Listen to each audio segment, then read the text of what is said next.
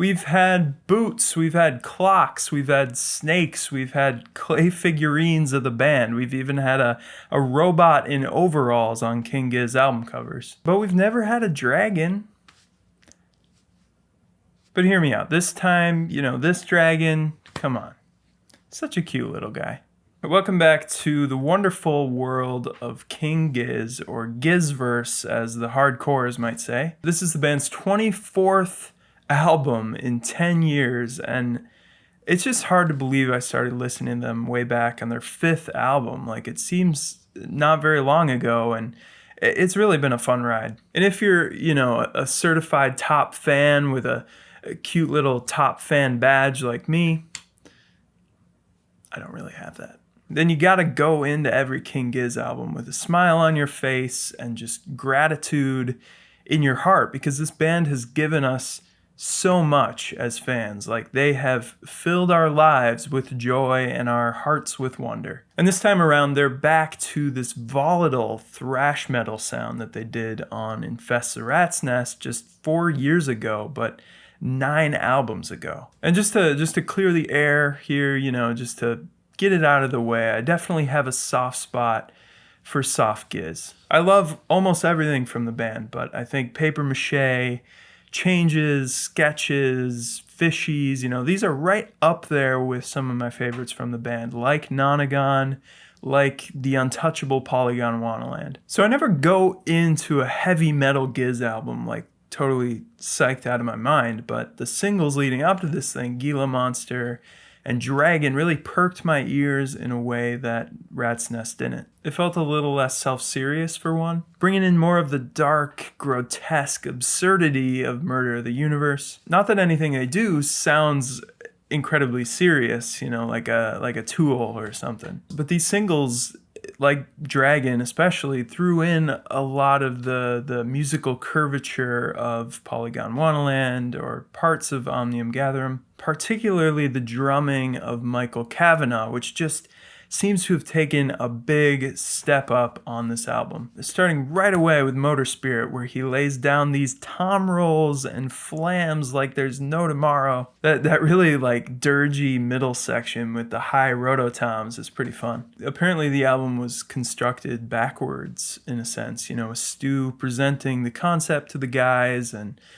lyrical ideas for 7 tracks. So he had all this kind of laid out and outlined in a thematic and lyrical sense before it came to the music. Then, very much like the process of last year's albums, at least one of them that they recorded, they just jammed and they picked the best stuff and they kind of just knocked out each song in a day. But from the drums especially, this does not sound like a one-day effort. It sounds very considered and well practiced. I will say some of the riffage, some of the vocal melodies sound a little bit samey for the band, especially on songs like Converge or Witchcraft. To be fair, many of these songs are so dense rhythmically and so intense that keeping the melodic movement simple makes a lot of sense. But still, in this middle section of the album as a whole, it's kind of where my interest starts to wane a little bit. I totally respect the superhuman work ethic and work rate of these boys from down under. But there are times when you wonder just what could have been if the band had just sat on some of these songs a little longer,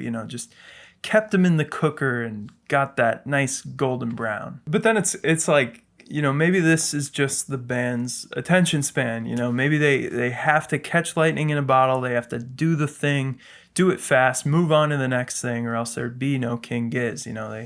They get bored. There are many points of value that traditionally factor in when publicly critiquing an album. And I think on many of those metrics, this album probably wouldn't score all that high. Originality, for example, that's a big one for some people. Well, you could argue that this is not only a rehash of some of their own material, like Infest the Rat's Nest, especially on the guitar end, but it's also bringing back a very well-trodden musical landscape from the 70s and 80s, heavy metal bands like Motorhead, or thrash bands like Anthrax and Metallica and Megadeth. But, for someone who didn't grow up on that music. I think King Giz is a gateway into that style. So while the lack of originality critique might hold some water for some people, for me it's actually a boon for the album. I think because I love the band so much, I find a lot to love about them doing thrash metal that I don't in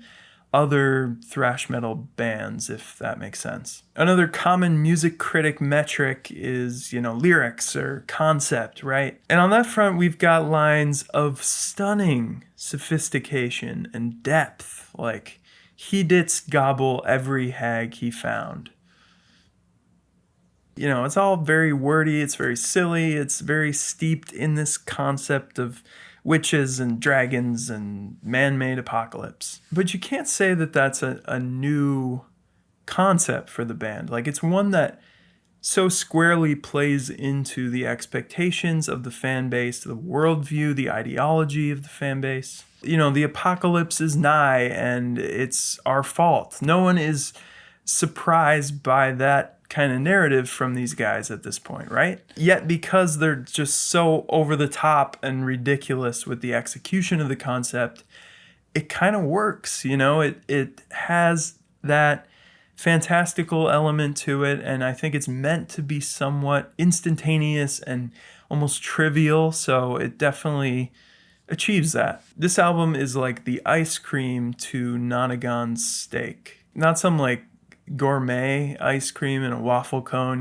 this is like a ice cream sandwich. So, the music definitely rips. Like, it is fun, it's instantaneous.